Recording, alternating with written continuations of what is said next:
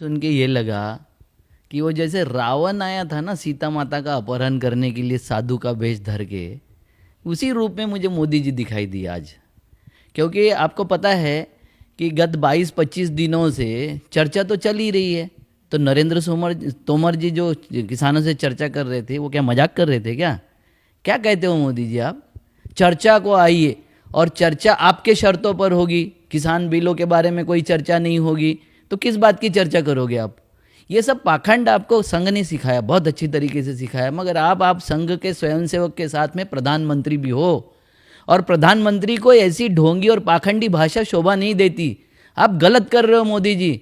आपने एक बार किसान बिल के बारे में हाथ जला के बैठे हो, लैंड एक्विजिशन के इसमें, ये दोबारा जो कर रहे हो ना, नामो निशान मिट जाएगा।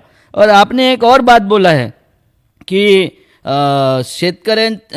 किसानों का कंधा का उपयोग करके विरोधी पार्टियां राजनीति कर रही है। आपने राम मंदिर की राजनीति की है, कोई बात नहीं। आपने पुलवामा में के 40 सैनिक को मरवा के राजनीति की है, उसके लिए वोट मांगा, कोई बात नहीं है। आपने निर्भया बलात्कार के बारे में हंगामा करके वोट मांगा, कोई बात नहीं। आप जो भी करोगे कोई बात नहीं, मगर किसी दूसरी पार्टी ने किया तो राजनीति ना करे, कंधे का उपयोग नहीं करे। आप तो मरे हुए के भी कंधे यूज करते हैं। गोधरा में आपने मरे हुए के कंधे यूज किए, पूरे गुजरात कांड में मरे हुए के कंधे आपने यूज किए। आपको थोड़ी शर्म करना चाहिए, क्योंकि आप प्रधानमंत्री हो मोदी जी, और इस तरीके से स्टेटमेंट और इस तरीके की भाषा आपको शोभा नहीं देती।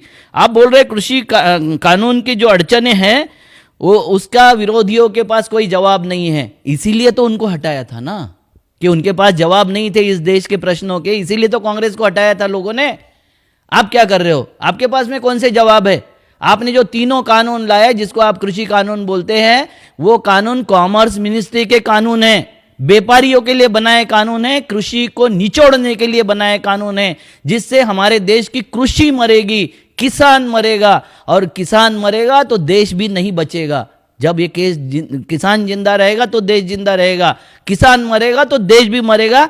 ये आपको समझता है मोदी जी, मगर आपको अडानी अंबानी के चाकरदार हो, आपको उनके बच्चों को देखने के लिए फुर्सत है, चौथी जनरेशन को अडानी के देखने की आपके पास में फुर्सत है, मगर आपके पास में वो फुर्सत नहीं है कि 22 दिन से किसान ठंड में बैठा हुआ है, 4 डिग्री में वो बैठा हुआ है। 22 किसान मर गए। एक साधु ने रिवॉल्वर लगा के आत्महत्या कर ली।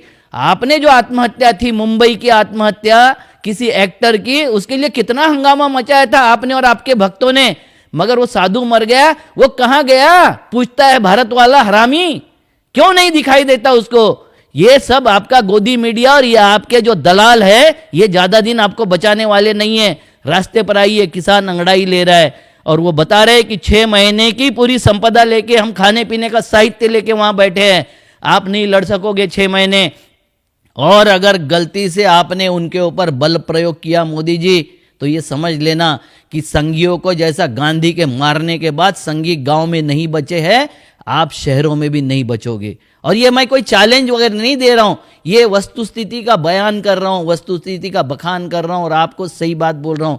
ये पाखंड जो है ना, रावण वाला, कि माता मुझे भिक्षा चाहिए और उठा के ले जाने वाला जो चल रहा है ना आपका पाखंड, उसको बंद कीजिए। और आखिर में मुझे बोलना है कि आपने बोला है कि जिन्होंने राजनीतिक स्थान गंवा दिया वही ये काम कर रहे हैं, तो राजनीतिक स्थान आपका जा रहा है, आपका धरातल खिसक रहा है।